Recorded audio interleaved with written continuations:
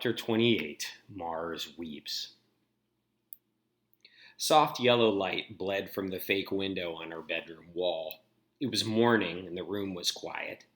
With Trey in the bed across from mine, there was no snoring. I could actually hear when Leo padded across the floor now. I stared up at our map spanning the wall. In our imaginings, we had forgotten the most important thing for a successful world: other people. All the beautiful buildings and rovers and monorails weren't much good if you didn't have anyone to share them with. The morning bell chimed in the distance. It was time to get up. But Trey just pulled a pillow over his head. He was probably still tired. He'd gotten home late from the Chinese settlement, where the older teenagers had a didgeridoo marathon of Earth musicals. "Time to get up," I said. He groaned. "Ugh, it's Rover Day." "Oh yeah," he said, and jumped out of bed. Today, Ileana was teaching us, and kids from any of the other settlements who were interested, some of the basics of fixing a rover. She said that since we were so good at breaking rovers, we might as well learn how to repair them. Life was different since Vera's surprise birthday party. We went back and forth to the other settlements for everything from playing ping pong to borrowing a spare part to taking lessons. Flossie and Vera joined kids at the French settlement in the afternoon to learn French. Albie rotated around the settlements, eager to learn different styles of cooking. Trey had begun apprenticing with someone from the Russian settlement, and as for me, I was learning Finnish. The mess hall was bustling when Trey and I walked in for breakfast. We grabbed our plates and stood in line. "What's for breakfast?" I asked Salty Bill. "Scrambled eggs and toast," he said, and I swear he almost smiled. Eggs were another bonus. The Chinese delivered a basket to any settlement that wanted them. Trey and I sat down with our plates and dug in. "Belle," Meme said, "can you take a plate of food to Sai? I don't think he's had breakfast." "Sure," I said.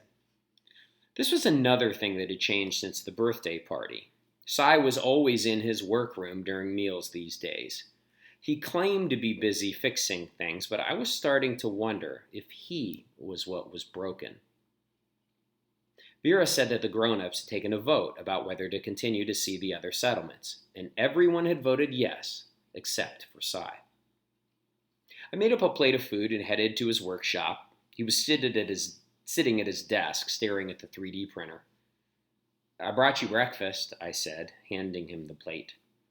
"Thank you," he said, but he didn't move to eat the food. He just stared at it. "Don't you like scrambled eggs?" I asked him. He looked at me. "I love them." "What are you working on?" I asked him. "Oh, a part for the new printer," he said. "I've tried again and again, but I can't seem to get it right."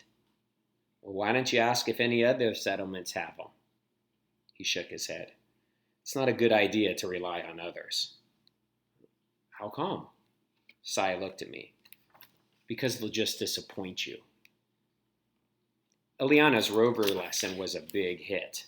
Afterwards, Salty Bill put out cookies in the mess hall for us. I sat with Amelie and nibbled on a cookie.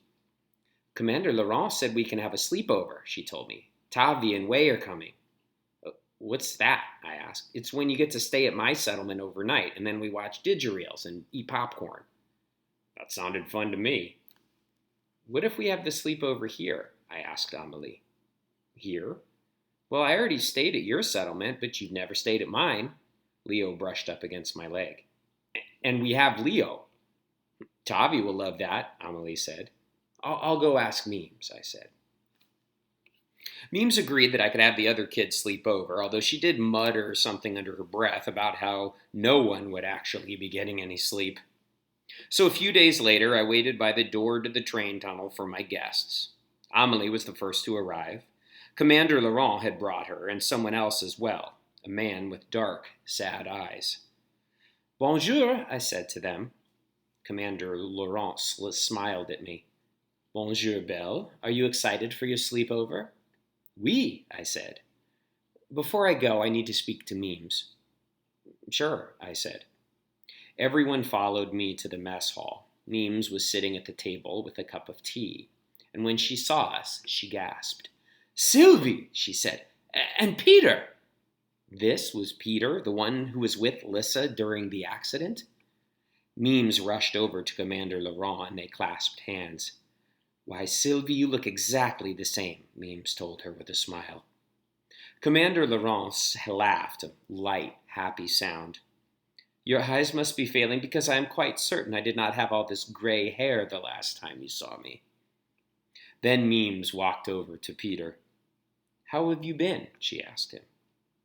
"As well as can be expected living underground on a freezing cold planet," he said.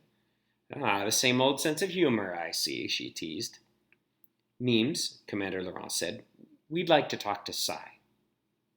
"Good luck," Memes said. "He's in his workroom." "I remember the way well," Commander Laurent said. After the two of them left the mess hall, Memes shook her head. "That was enough excitement for me. Have a fun sleepover." And then she was gone. "I can't believe that just happened," I said. "What?" Amelie asked. "That man, that's Peter." She lifted a shoulder. "I know." "Oh, just come on," I told her and grabbed her hand and ran down the corridor. We slowed when we heard raised voices. I put a finger to my lips and Amelie nodded. We peeked out from around a corner and could see Commander Laurent and Peter talking to Sai. "How could you leave her, Peter?" Sai asked. "You don't understand, Sai," Commander Laurent said. "Commander Laurent was badly injured," Peter said, "and I had to get her help. She was bleeding heavily from her head and was unconscious." "But what about Lissa?" Sai asked in an agonized voice. "She was hurt too." "Her leg was broken," Peter said, "but Lissa assured me she could wait. I could only carry one person. We both knew that Commander Laurent didn't have much time and that I would return for Lissa." "But you didn't go back," Sai said. "Because I ran out of oxygen and fainted just outside the French settlement," Peter explained. "Luckily, Armand was in the communications room and saw me fall with Commander Laurent." Sai shook his head. "I didn't know any of this." "I sent many transmissions explaining the situation afterward," Commander Laurent said gently. Sai looked ashamed. "I never opened them. I deleted them all." "But why? I don't understand, Sai." "We received the alert about the rover being lost," Sai said, "and when I found it, Lissa was the only one there. I thought you'd left her there to die." "How could you believe such a thing?" Commander Laurent asked, shocked. Sai looked miserable. "I don't know." "How did she die?" Peter asked anxiously. "I couldn't believe it when I heard. She only had a broken leg." "Well, Memes suspects that it was a blood clot from the broken leg," Sai said. "I was going to go back for her, I swear," Peter said. "It wasn't your fault, Peter," Sai said in a pained voice. "I'm so sorry for thinking the worst. Please forgive me." "Forgive you?" Peter asked. "I was the one who wasn't strong enough to save her." Sai shook his head. "Neither of us could have saved her, but I was the one who let my grief and anger tear apart everything we built together." Peter looked stunned. Sai gave him a quick, hard hug. "Thank you for looking after Lissa when I couldn't," he said in a husky voice. Peter nodded. "I'll meet you back at the train," he said to Commander Laurent. And then he turned and walked along the corridor toward us. I pulled Amelie down behind a stack of plastic boxes, and now it was just Sai and Commander Laurent. "If I'd been conscious, Sai, I would have made him take her," Commander Laurent told him. Sai gently traced the jagged scar on her forehead. "All these years, and I didn't even know you'd been hurt." "Can you ever forgive me?" Sai said brokenly. "There's nothing to forgive," she said. He held her hand to his cheek. "My sweet Larry, I've missed you so much." "Larry? This was Larry?"